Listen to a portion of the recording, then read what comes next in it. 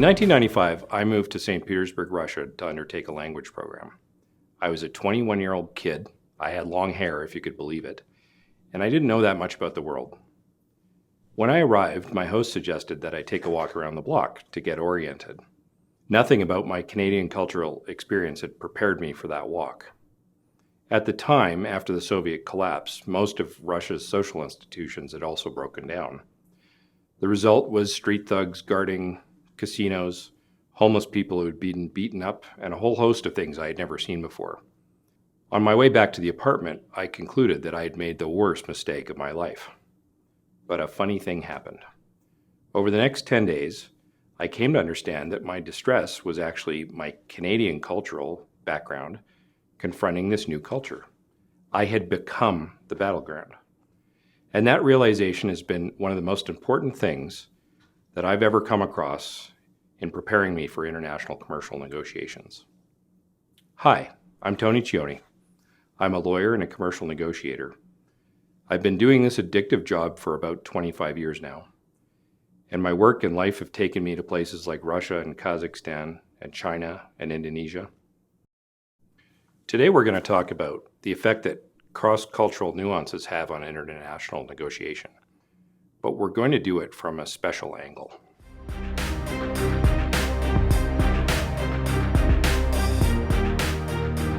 If a company's looking to go international, there are basically only three ways to do it. You can set up a greenfield office, you can set up a joint venture with a local company, or you can buy a local company.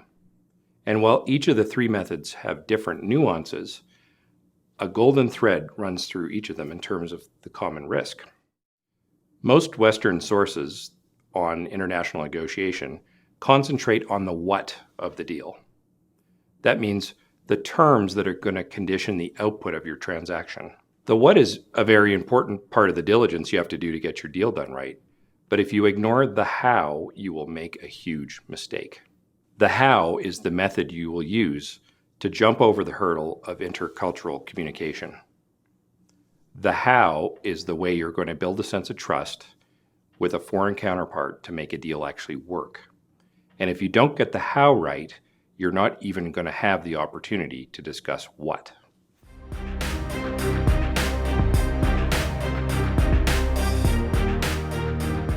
In international deals, most commercial risks relate in some way to the idea of trust.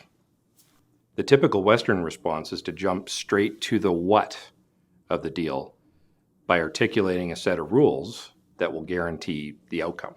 In my view, this approach can be a bit naive. To explain why, I'll tell you a story. I once did a deal for China with a colleague who had not spent much time doing international. The deal included a clause called an indemnity, which is basically a promise to pay. My colleague negotiated that clause with the Chinese counterpart for 10 straight days, without once having thought about whether the Chinese party was likely to pay in the first place, or whether our deal even incentivized them to pay as a commercial question. By failing to think about the how behind the deal, my colleague missed the boat. He forgot about the importance of the how and trust as a fundamental element of the deal making in the first place.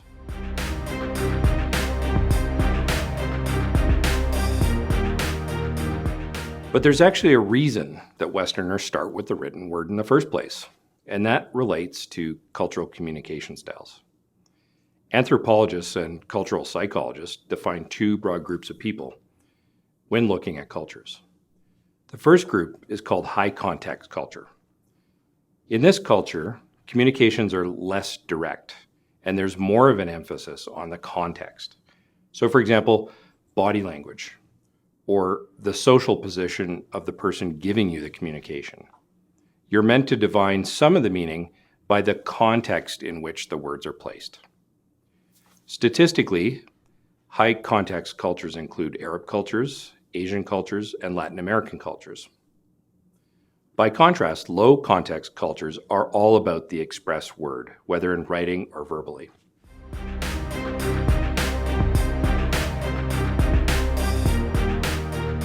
So what happens when a high context culture meets a low context culture? Well, if you're not careful, there's going to be a lot of unintended consequences and miscommunication as people from different cultures try to communicate different things in different methods. For example, a Japanese negotiator might find the direct manner of communication of an American lawyer as arrogant or maybe even rude. If we take that example and flip it over and look at the effect of silence, we get a similar understanding. Let's say that a chairman in Chicago is on an important conference call and he asks a pointed question of his CFO. If she doesn't answer immediately, many of the people on the conference call will think she's maybe incompetent or not prepared. But take this exact same scenario in a high context culture and you could come out with a very different result, where silence is often used to communicate respect and in fact not incompetence at all. To illustrate these principles, I'd like to tell you a story about a client I had in Kazakhstan. He was from a Korean company that wanted to do a deal with another Korean conglomerate. The two gentlemen met at my office and spoke to each other in English, which is a little odd considering that both of their languages are Korean. But they spoke in English so that I could readily understand them to put it down in writing. At one point during the discussion, my client asked the other side to consider giving a certain concession. And what followed was a bit of a surprise. The other side, instead of answering immediately, waited in silence for 20 seconds. I'm not sure if you counted 20 seconds on your watch, but it is an ocean of time. The Canadian acculturated person inside me was screaming and wanting to climb the walls for the awkwardness. Please, anyone, break the silence.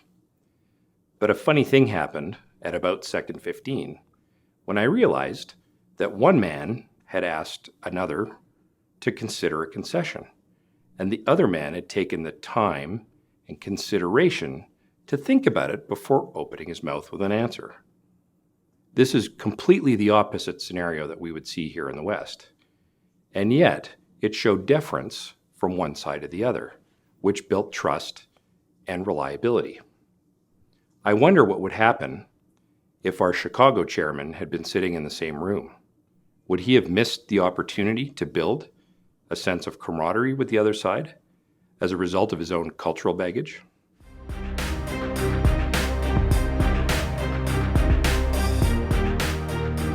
So we've covered the importance of trust in international commercial negotiations, but what is trust? Well, it's defined as a combination of truthfulness and reliability. Truthfulness is the sense that information we're hearing from another person is real or true. And reliability is the sense that someone's going to do the thing that they promised you that they would do. Trust is a bit of a commodity inside of a relationship. You can build it up over time and use it in different ways. But if you haven't taken the time to build it in the first place, you're not going to have the poker chips to play the game. In a low context culture, people are more likely to accept information as true in a building record of reliability, a sort of track record or show me of sorts. In a high context culture, people are more likely to accept information only after they believe that you're reliable. In this way, the two cultural styles have a bit of a mismatch that needs to be managed. And if you don't have a strategic plan to jump the gap, then your ability to create the how is going to be hampered. To build that strategy, there are three things that are worth keeping in mind. The first thing is to remember that you are also being judged for your truthfulness and sense of reliability of character. On the truthfulness point, it's a bit tricky. When you're negotiating a contract with somebody, you can't tell them everything about your position, naturally. But I can tell you this, if you play fast and loose with the truth or mislead people, your reliability will take a hit. The second factor, reliability, can be built by creating a sense of commonality with your counterpart. For example, maybe you share a profession, you're both engineers. Perhaps you both have a love of Don Quixote. Or maybe you both have 3 daughters that you can talk about. In a high context culture, Spending time on those commonalities will build the sense of reliability that may lead to them accepting your information as truthful. The second point relates to mindset. Sometimes you have to look inside in order to be able to look out.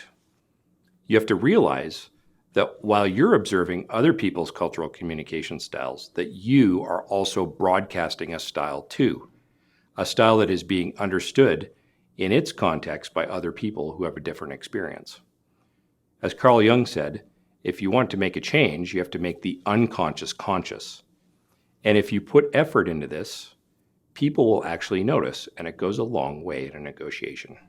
The third factor is to understand the impact that cultural styles have on a negotiation. We've been covering this in the main for the most of this lecture.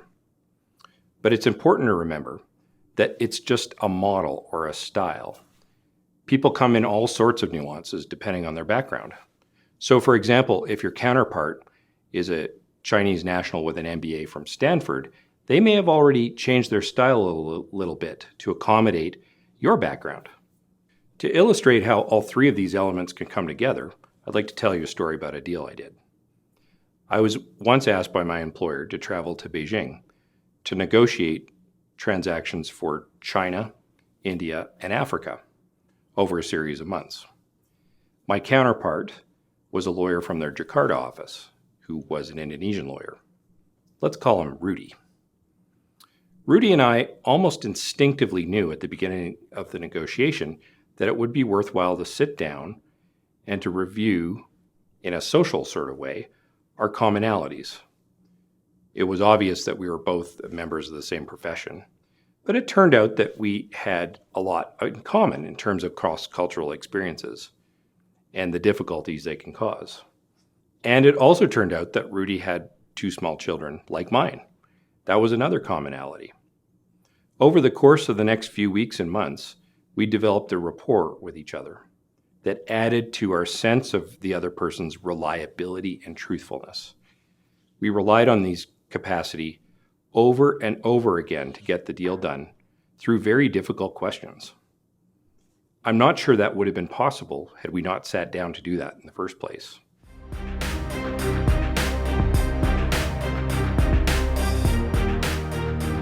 We've done a lot together so far today. We've covered the importance of trust to international negotiations.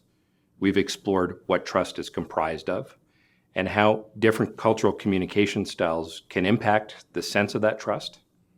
So we've really worked hard on what the how is. Now we're going to take a look at what it looks like when you combine the how with the what. As a first example, let's pretend you're a company that has a patented process. You've developed version 2.3 of this process. But before you offer version 2.3 to your foreign distributor counterpart, maybe you should think about offering version 1.5 instead. You might explain that you'd like to monetize a historic investment made in the tech, and that you would like to create a runway of common opportunities to pursue in this market with your new partner.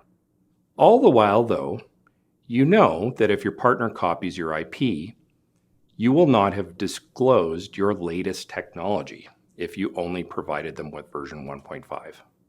By implication, if you ever were to catch your counterparty copying your IP, you could terminate your license and provide version 2.3 directly to their biggest competitor. This is an example of a contextual threat. If this commercial threat was delivered in the classic low context style, it might come across as overly aggressive. But couched in the terms of context, believe me, it will be understood. But much more importantly, you will build a framework inside of the deal to allow your relationship to develop over time with further and further levels of trustworthiness and reliability. You've essentially created a roadmap for the success of the parties inside your contract.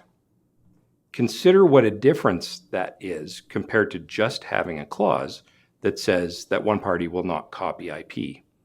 It's a fundamentally different way of thinking. As a second example, let's look at what happens when you take trust and control issues and put them together. Let's say that you own a manufacturing business and that you've been in discussions with a company from Abu Dhabi to manufacture and sell goods in the Middle East. You might naturally be worried about the source of information you're going to get about activities and operations and financial transactions. The typical Western response would be to draft a raft of clauses requiring the Abu Dhabi counterpart to issue reports and documents. But in this day of modern computing, why not instead think about using the cloud to create a place where information is exchanged? In addition, you could use that place to piggyback a joint information committee or a joint management committee to give people in the relationship a sense of personal responsibility around the information provided and its truthfulness. By having created a platform and a sense of personal responsibility around the information provided to you, you've activated a sense of loss of face if things go badly. In addition, you've created a zone where your interpersonal relationships can start to grow, even if by teleconference. These functions should always be followed up with in-person meetings because there is no replacement for personal contact in international negotiation. But you can create a schedule where, say, 2 out of 3 meetings for the Joint Management Committee are virtual, with one happening in person. Again, compared to the traditional Western feature of listing a long set of rules about exchange of information, you've created a framework for building trust and reliability within the relationships that exist between the companies. This is likely to de-risk the provision of inaccurate information in the first place. Again, a totally different view of how to solve this problem.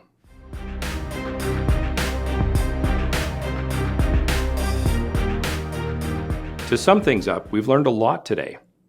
We've learned about the importance that trust has at the heart of every international commercial negotiation. We've learned what the elements of trust are, being truthfulness and reliability. We've learned how low context folks look at the reliability question instead of the truthfulness question, and how unhelpfully high context cultures view the same thing in an entirely different way. Finally, we've learned the importance of having a strategy that bridges the gap in an organized way. If you leave that without a plan, you're going to go nowhere.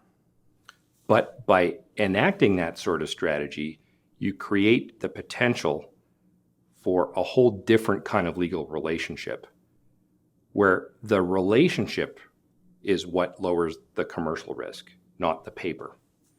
In short, low context cultures view the signature of a contract as the culmination of their entire relationship, whereas high context cultures view the signature of a contract as merely the beginning of a long series of negotiations inside the relationship. Understanding this problem will drive the difference between you being an effective negotiator or a naive negotiator.